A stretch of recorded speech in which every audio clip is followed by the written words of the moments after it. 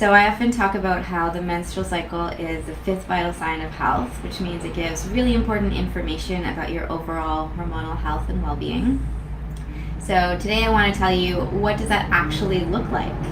So which aspects of your cycle can you examine to figure out if your hormones are in a good balance or if maybe you need a little help with improving your health? So the first thing I want to say is that the length of the cycle is important. You know, we always hear cycle is 28 days and you ovulate on day 14, but that's not true for most people. Those are statistical averages, so across the population, those are the numbers, but for individual people, it varies quite widely. So the first thing to note is that a healthy cycle is anywhere, as in its entire length, between 26 and 35 days. And that is considered normal and healthy, and you can range within that, and it will be slightly different every time. And that doesn't mean it's irregular. You know, up to 8 to 10 days even, your cycle can be different lengths and still be considered okay. It's when it goes more than 35 days and when it ranges really greatly, like say 30 days and then 45 days and then 27 days and then 60 days, or if it's always more than 35 days also would be an issue. So that's how it goes in terms of regularity of the cycle and total length. The next thing you'd want to look at would be your period. So how long does your period last and what is it like? So the average period length is 3 to 6 days. 5 is the middle average of that. And you don't want your period to be too heavy or too painful or with lots of PMS. So those things are common, but they're not normal. So that means if you're having those things happening to you, then there are steps you can take to improve your health.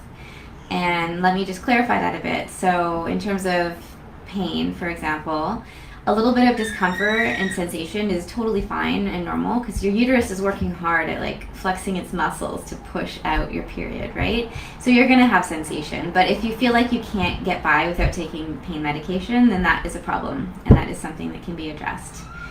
As well with the PMS, you know, there's a time of the cycle where you're going to probably be a little more introspective and quiet and you need to slow down a little bit. But if you have moods all over the place and if you're irritable or getting in more fights with people, that's not okay. That's a problem. That's something you can look at as well.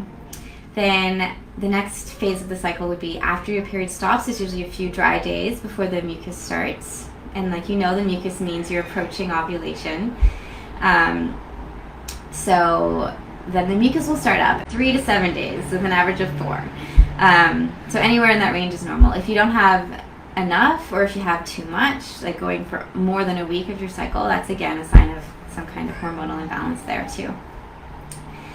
The next phase would be ovulation. So we can never know exactly when ovulation is happening, but it's most likely on the peak day, which is the last day of peak type mucus, and it's anywhere from 2 days before to 3 days after that time range.